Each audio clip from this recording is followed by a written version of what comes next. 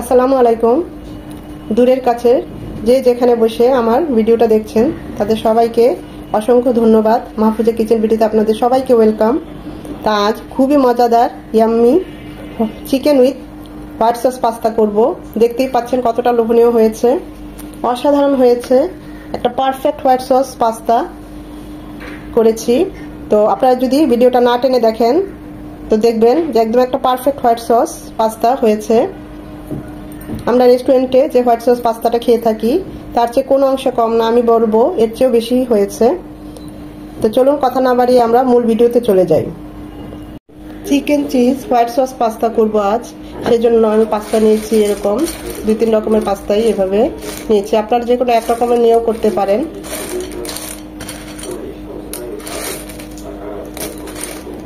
দু cup pasta নিয়েছি, এগুলো এখন আমরা বয়েল করতে চলে যাব। White sauce chicken cheese pasta, সেজন্য চিকেন নিয়েছি এখানে এরকম চিকেন ছোট ছোট করে কেটে নিয়েছি। চিকেনে এখন হাফ চামচ গোলমরিচ গুঁড়ো, হাফ চামচ মরিচ গুঁড়ো,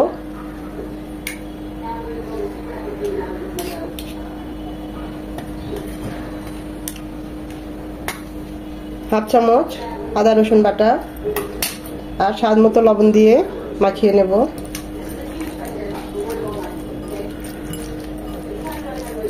আপনারা চাইলে এটাকে 10 মিনিট রেস্টে রাখতে পারেন। আমার চিকেন পাস্তাটা বয়েল হওয়া পর্যন্ত যতটুকু থাকে, তারপর এটা আমরা কুক করব। ঠিক ওই সময়টুকু পর্যন্তই আমি রাখবো। তো এখন আমরা চুলায় চলে যাব। পাস্তাগুলো সিদ্ধ করার জন্য প্যানে পর্যাপ্ত পরিমাণে পানি দিয়েছি। পানিটা ফুটে আসা পর্যন্ত অপেক্ষা করব। পানিটা ফুটে এসেছে, এখানে দিয়ে দেবো 1 চামচের মতো তেল, যাতে পাস্তাগুলো গায়ে গায়ে লেগে না যায়।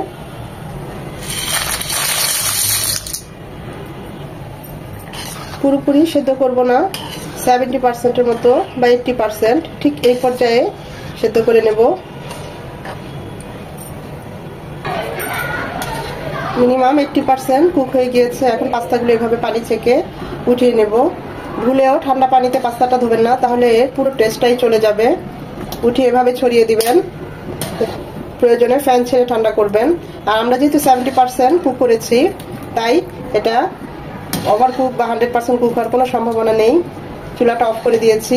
এই কাজটা চুলাটা অফ করে করবেন, তা না হলে চুলার ভাপে বাকি পাস্তাটা হয়ে যাবে। এইভাবে একটু বারবার নেড়ে চেড়ে দিবেন। দেখতেই পাচ্ছেন একটার সাথে আরেকটা একটু লেগে যায় নাই তেল দেওয়ার কারণে।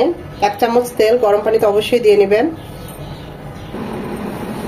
এটা যে কতটুকু হয়েছে আমি আপনাদের দেখাচ্ছি, দেখতেই পাচ্ছেন এমনি সেদ্ধ হয়েছে, কিন্তু একটু হার্ড আছে, পুরোপুরো হয়নি।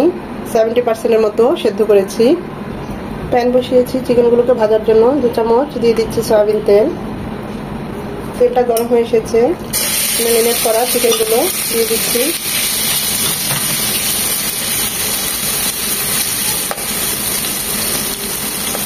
এখানে কোনো পানি ইউজ করবো না, এই তেলের মধ্যেই চিকেনগুলো ভেজে নেব। চুলার হিট একদম হাই হিটে থাকবে, তা না হলে চিকেন থেকে পানি ছেড়ে দিবে।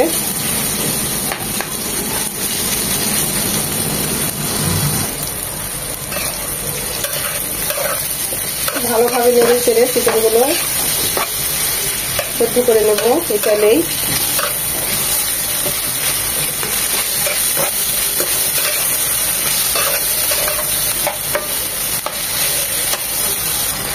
দু মিনিটের মতো ভাজার পর হাই হিটে চিকেনগুলো কুক হয়ে গিয়েছে, দেখতেই পাচ্ছেন একদম। এখন এগুলো আমরা উঠিয়ে নেব।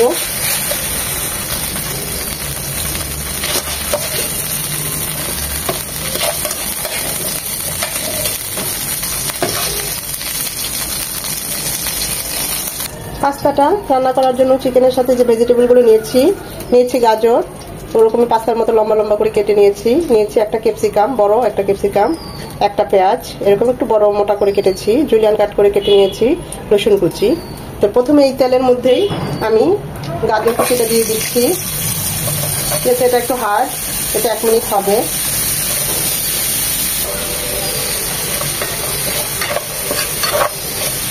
গাজরটাকে 1 মিনিট ভেজে নেব। ওভার কুক কোনোটাই হবে না, আবার একদম শক্ত থাকবে না, কিন্তু সেদ্ধ হবে। জাস্ট একটু খাওয়ার সময় একটু টাইট থাকবে, এটাই এর মজা। এখানে আর কোনো এক্সট্রা তেল আমি দেবো না, এই তেলটুকুতেই সবজিগুলো ভেজে নেব।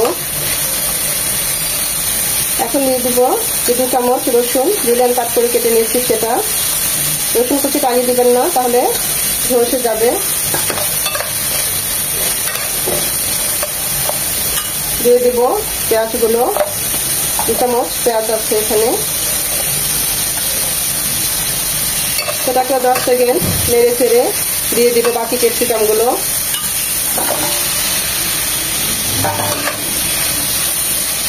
এটাকে 1 মিনিট হাই হিটে ভেজে নেব। এখন এখানে দিয়ে দিব 1/2 চামচ গোলমরিচ গুঁড়ো, স্বাদ মতো লবণ। খুব ভালোভাবে নেড়ে চেড়ে মিশিয়ে নেব।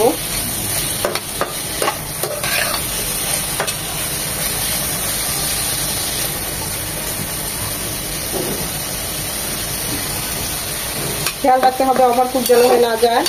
1 মিনিট হাই হিটে এভাবে ভেজে নিয়ে এখন নামিয়ে নেব। সবজিগুলো হয়ে গিয়েছে, দেখতেই পাচ্ছেন।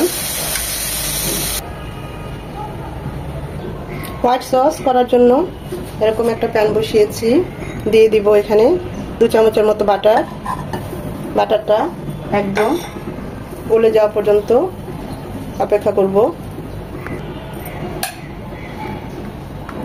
এখানে বাটারটা যে পরিমাণ দিবেন হোয়াইট সসের জন্য, ঠিক ময়দাটাও ওই পরিমাণে দিতে হবে, তাহলে একদম পারফেক্ট একটা হোয়াইট সস হবে।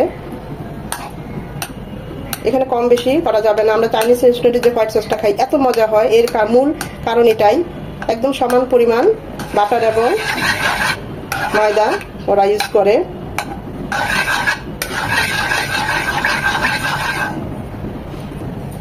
বাটারটা একদম গলে গিয়েছে। এখন এখানে দিয়ে দিব 2 চামচ ময়দা। 2 চামচের মতো আমরা বাটার নিয়েছি, ঠিক 2 চামচ ময়দাই দেব। খুব ভালোভাবে 4 থেকে 5 মিনিট ময়দাটাকে কুক করে নেব বাটারের সাথে।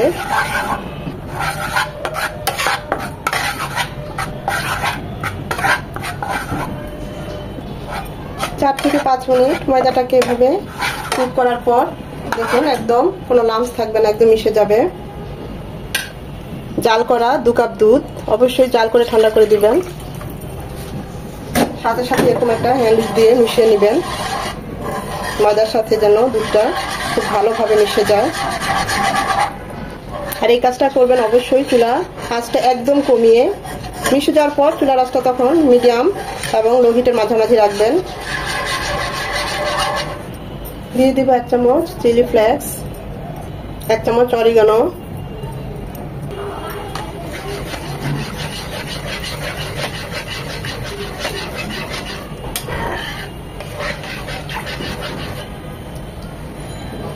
এক কাপ চিজ।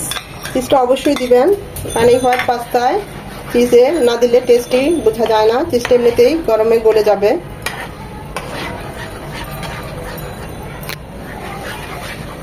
এক চামচ চিনি,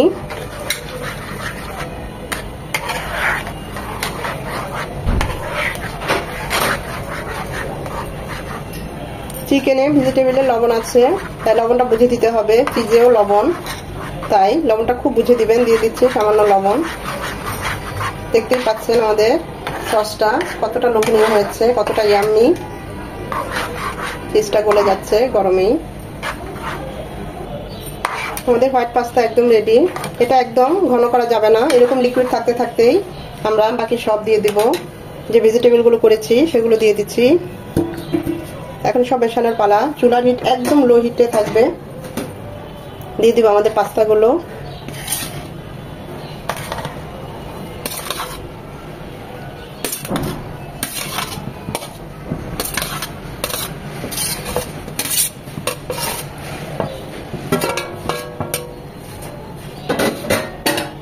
দিয়ে দিব 1/2 চামচ গোলমরিচ গুঁড়ো, আরো 1/2 চামচ অরিগানো,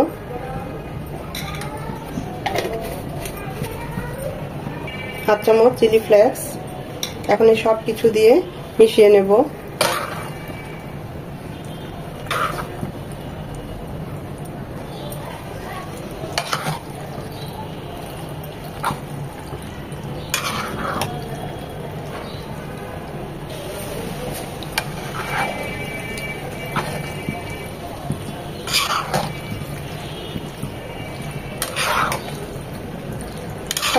ভালোভাবে মিশিয়ে নিতে হবে। এই পর্যায়ে টেস্টটাও দেখবেন, লবণের টেস্ট, সবকিছু টেস্ট, ঝাল, আপনারা যদি ঝাল খান আরেকটু চিলি ফ্লেক্স বাড়িয়ে দিতে পারেন, বা চিনির পরিমাণটাও দেখবেন।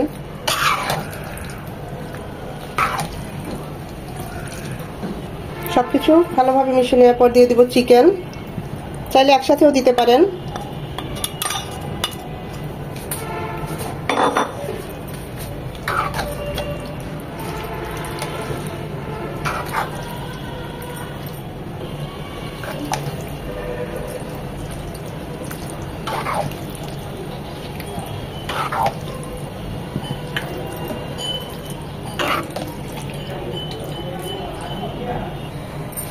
প্রচুর পরিমাণে চিজ পড়েছে আমাদের, দেখতেই পাচ্ছেন, খুবই ভালো হয়েছে।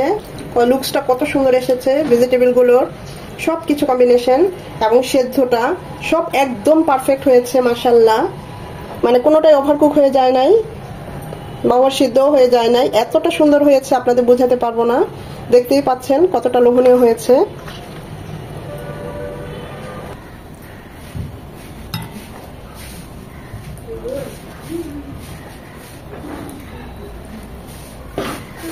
দেখতেই পাচ্ছেন কতটা লোভনীয় হয়েছে, অসাধারণ হয়েছে। ভিডিওটা দেখে যদি একটু ভালো লেগে থাকে অবশ্যই একটা লাইক দিবেন। আমি তো আমার মতো করেই করলাম, chicken with white sauce pasta. আমার তো মনে হয় বাচ্চারা খেয়ে বা সবাই বলবে এটা চাইনিজ রেস্টুরেন্টের চেয়ে যে আমরা খেয়ে থাকি হোয়াইট সস পাস্তাটা, তার চেয়ে অনেক অনেক গুণ ভালো হয়েছে, অসাধারণ হয়েছে। তো এভাবে একবার হলেও ট্রাই করবেন। ভিডিওটা দেখে যদি একটু ভালো লেগে থাকে অবশ্যই একটা লাইক দিবেন, কারণ এই লাইকটা পরবর্তী ভিডিও করতে আমাকে উৎসাহিত করে, সাহায্য করে।